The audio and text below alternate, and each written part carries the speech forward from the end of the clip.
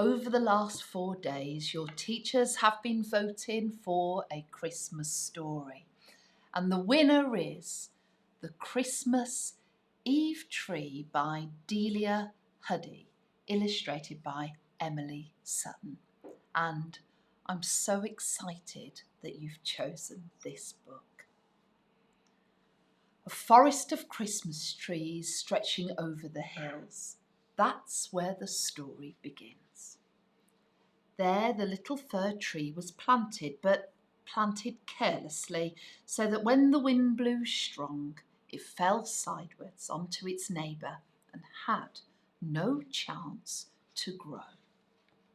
The years went by until one December, when the foresters dug up trees for the Christmas market, the little fir tree, stunted and still tangled with its neighbour, was loaded onto a trailer and driven down the motorway to the city.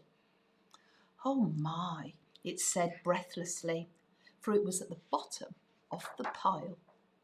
The tallest trees were unroped and taken away, one to stand proudly at the cathedral, another in the middle of a large square, and the third to decorate the stage at a grand Christmas ball.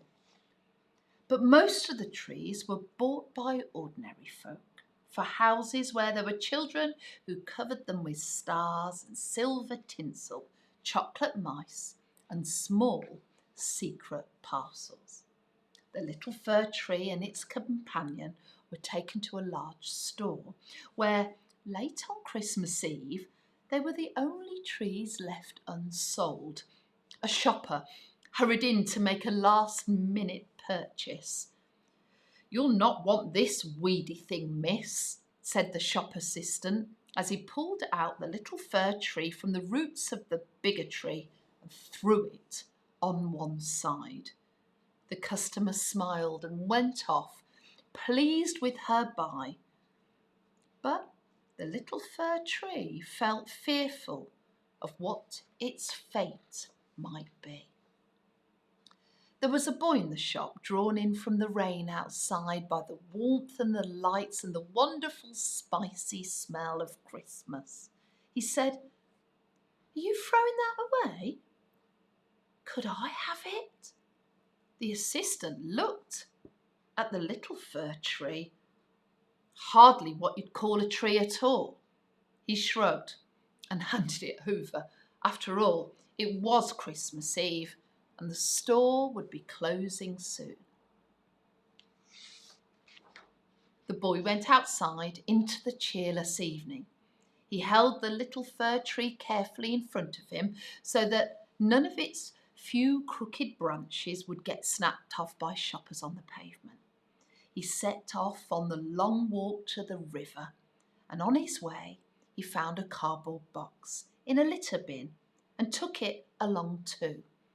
When he came to the river, the tide was out, and down the steps a small pebbly beach was showing. The boy climbed down and digging and the mud with his hands, and he planted the little fir tree into the cardboard box.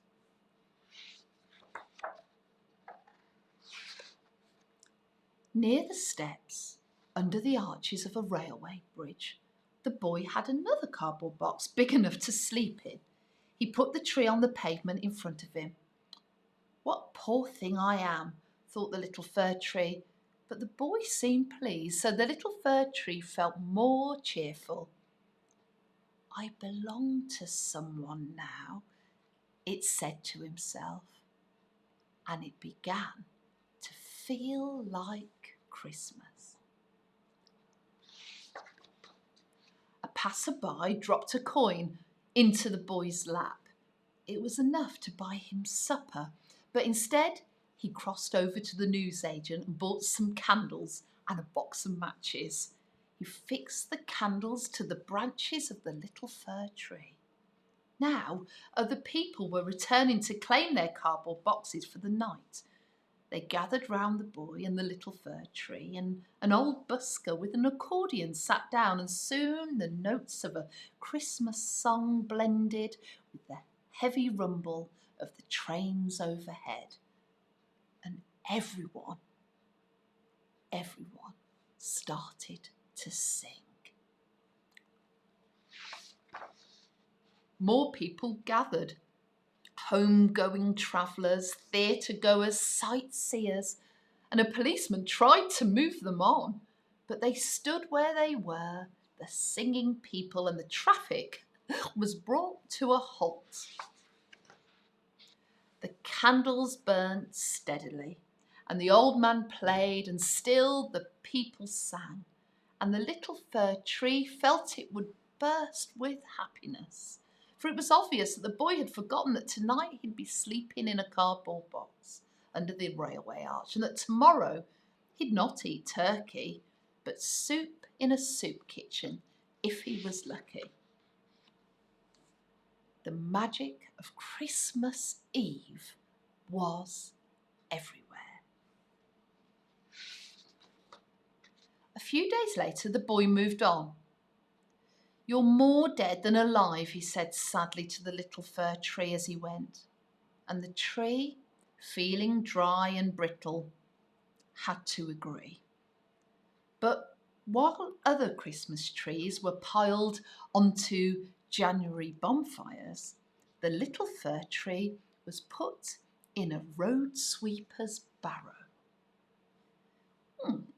"There's a green shoot here," said the road sweeper, looking at the tree's roots, and slyly he planted it in the corner of the park gardens.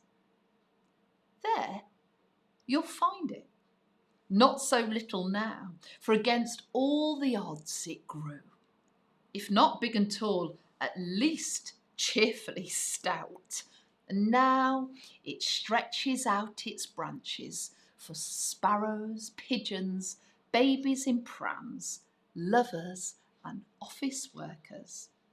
Mice nibble its roots, and as the winter days shorten, the fir tree dreams of its poor beginnings in the hills of that magical Christmas Eve and of sunny days in the park. Who would have thought it, it says to himself, as it looks forward to another spring.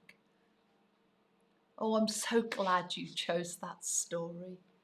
That is so full of promise and hope.